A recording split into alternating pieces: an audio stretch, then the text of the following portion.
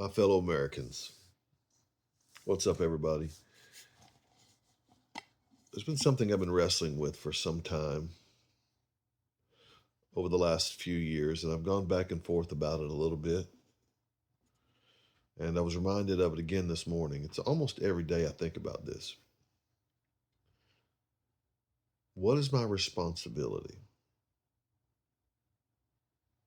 I was reading in First Peter chapter 2, and I read where Peter said that we're supposed to submit to human institutions, whether kings or governors, as though they're put in place by God to punish evildoers, to protect good citizens. And so I was like, okay, God, what is my responsibility in this? I feel such a righteous indignation for some of the things that are going on in our country, which we'll talk about in a little bit. What is my responsibility in this time? I don't want to be disobedient to God. Am I supposed to just get along and go along and just submit and just trust that God will work it all out? That's the opinion of a lot of people. Am I supposed to fight? Am I supposed to resist? Be educated? Try to educate other folks to the best of my ability to what am I supposed to do here? I want to be obedient to God. And so I've been wrestling with this and thinking about it.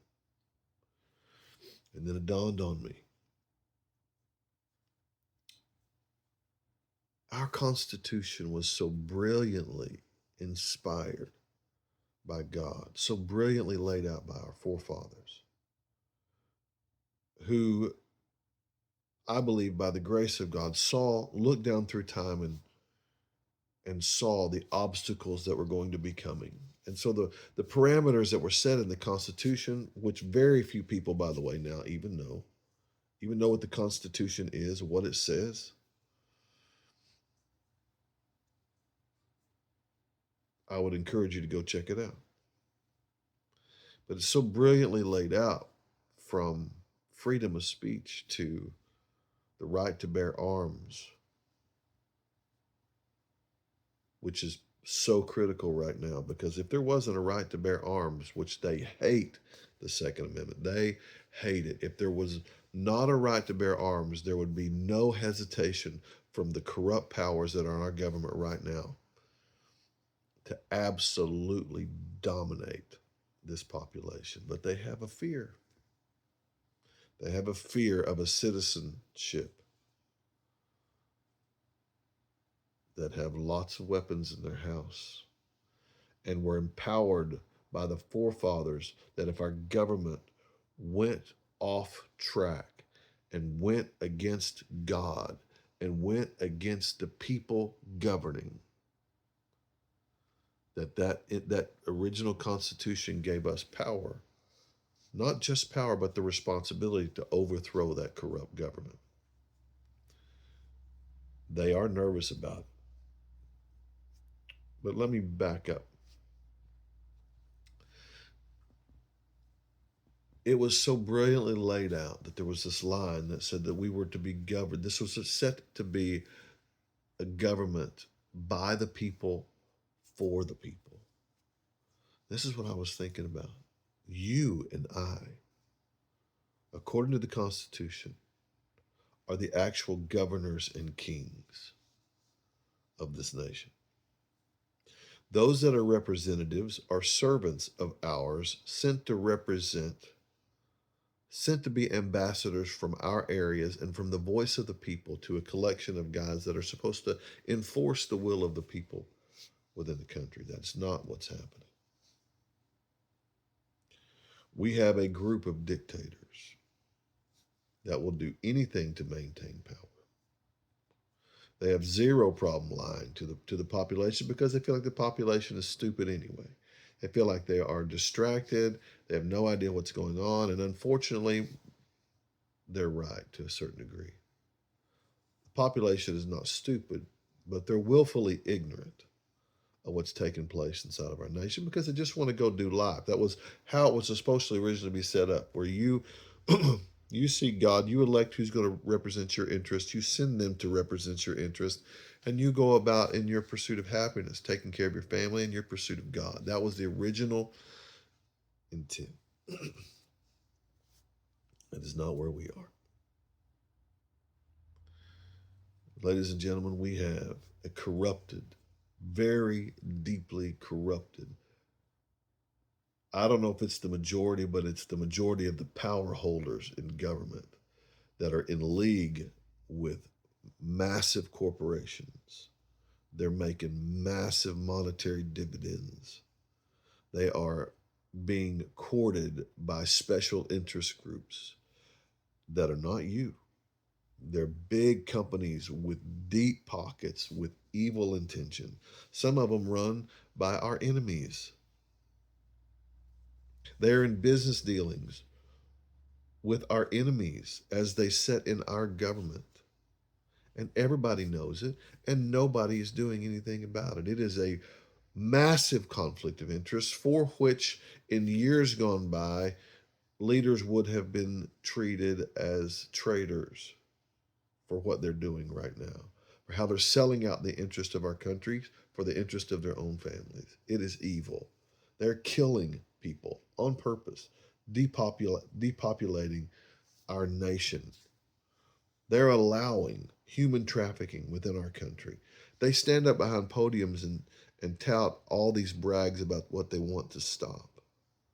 But yet, in back rooms and closed doors, they're making deals to sell out your children to evil countries and corporations. They talk about the need to protect our southern border, yet they've got it open wide and are encouraging everybody to come over.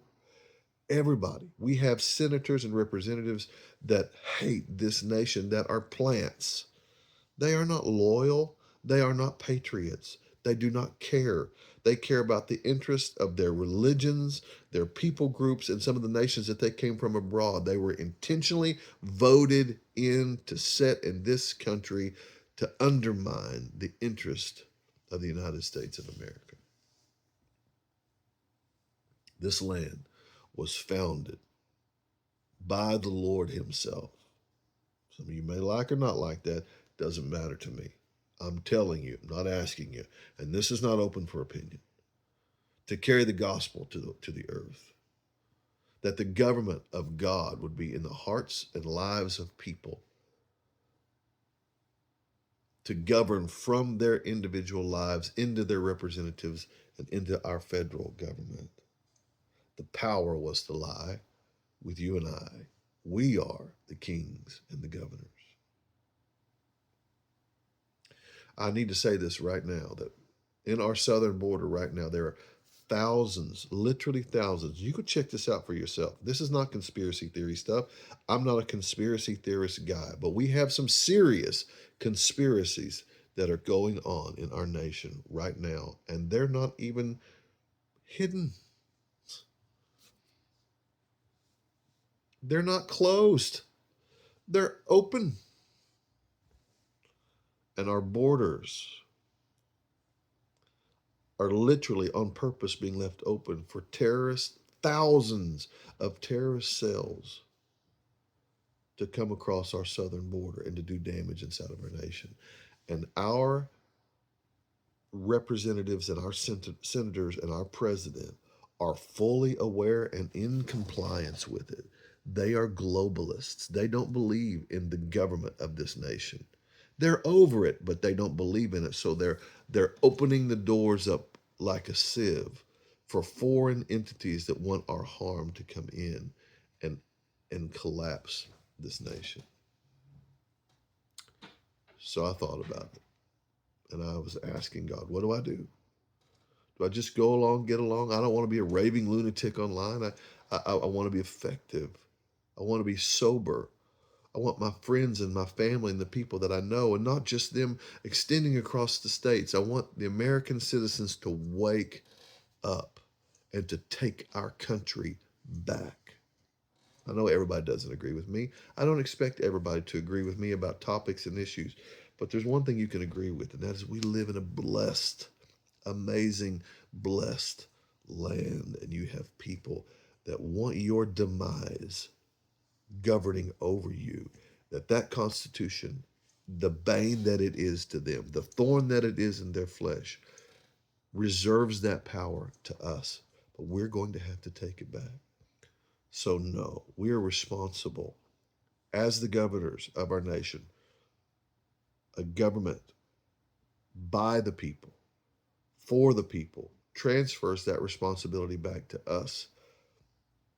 We are responsible to our God, and we are responsible to our children, to our families, to fight.